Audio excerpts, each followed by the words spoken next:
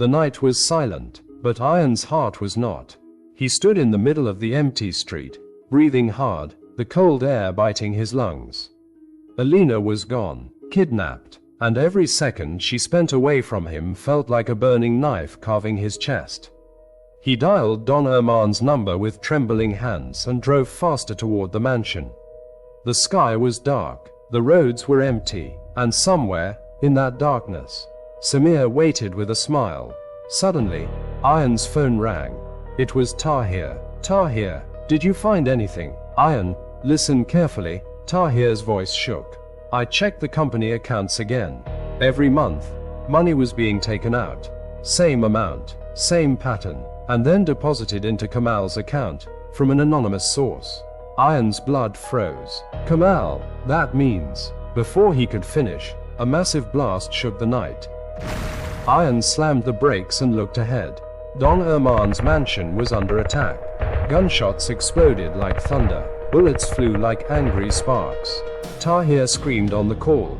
Ayaan, they're here, Samir's men. They want to kill everyone. The Don must be saved. Hurry, Tahir, listen, Alina. But Tahir ended the call. Ayaan hit the accelerator again. Tonight, Italy was burning. Ayaan reached the mansion gates. Bullets ripped through the walls. Screams echoed inside. Erman's loyal men were fighting desperately. Ayaan grabbed his gun, stepped out of the car, and shouted, all men, fall back and form a line. No one fires until I say. The soldiers listened. Ayaan's voice carried the tone of a man who had nothing left to lose. He moved fast, taking cover, firing back with deadly accuracy.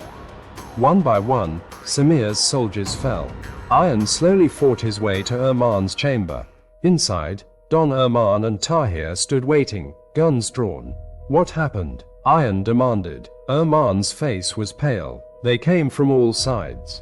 In the darkness, just like ghosts. Ayaan's breath tightened. And Kamal, where is he? Tahir and Erman exchanged looks. We don't know. Ayaan clenched his jaw and finally spoke. Alina has been kidnapped. It's Samir. I know it. Before Erman could respond, a voice echoed from the mansion's hall. Erman, come out, surrender, and I may let your men die easily. They all froze. Ayaan rushed to the window and peeked outside. His heart dropped. Kamal stood there, surrounded by Samir's men, a gun in his hand, a smile on his lips. Ayaan shouted, Kamal, how could you betray us? Kamal smirked. Shut your mouth, Ayaan, or the girl's throat will be the next thing cut tonight.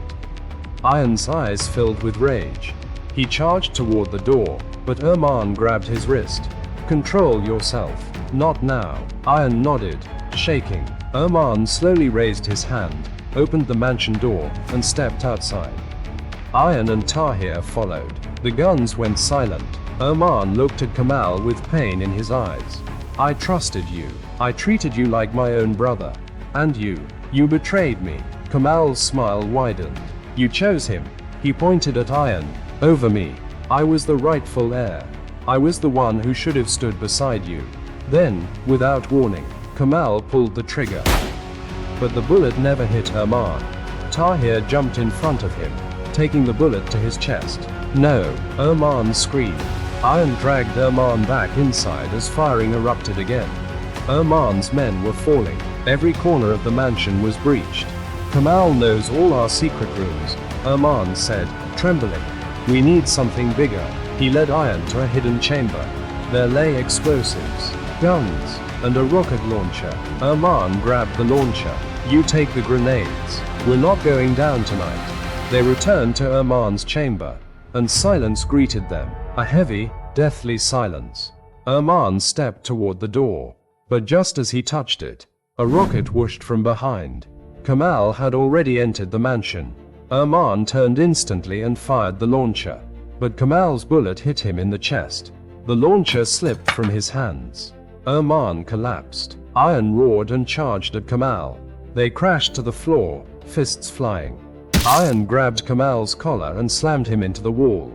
You betrayed us. You betrayed the family. Kamal spit blood and laughed.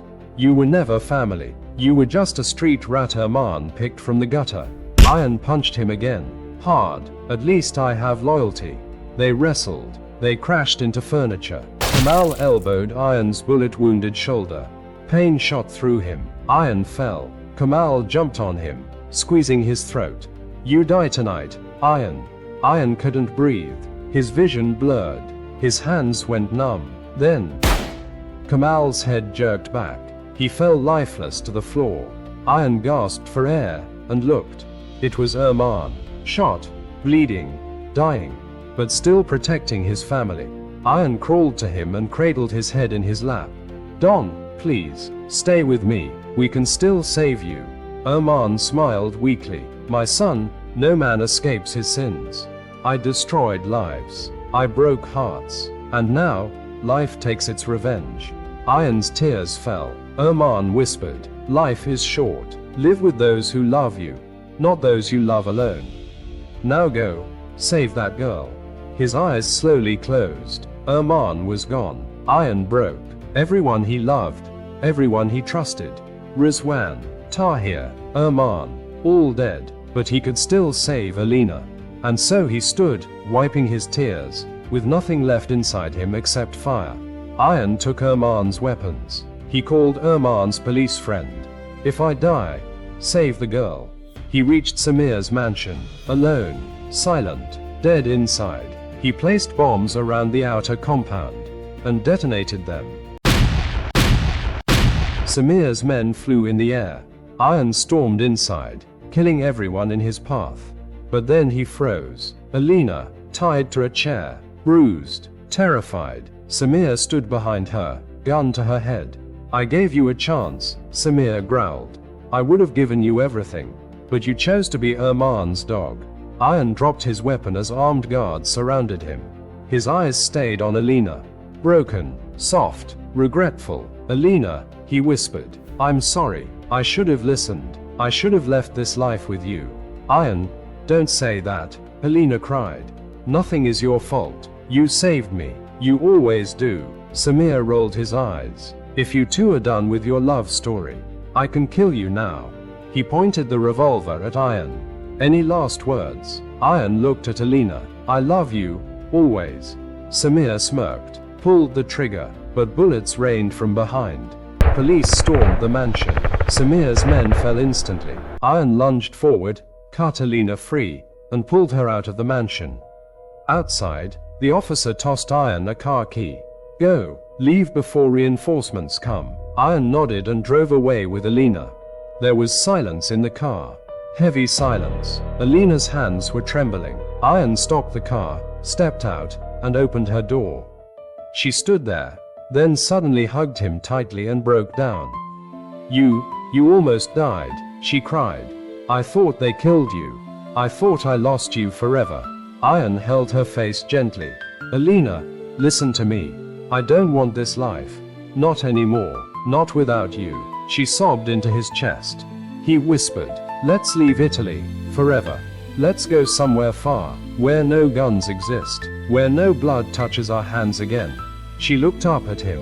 Where will we go? Ayaan smiled softly, forehead resting against hers. America, a small house, a quiet life, just you, me, and peace. Alina nodded as tears rolled down her cheeks. I want that life too, with you, for the rest of my days. He kissed her forehead gently, and that night, Ayaan and Alina disappeared from Italy forever.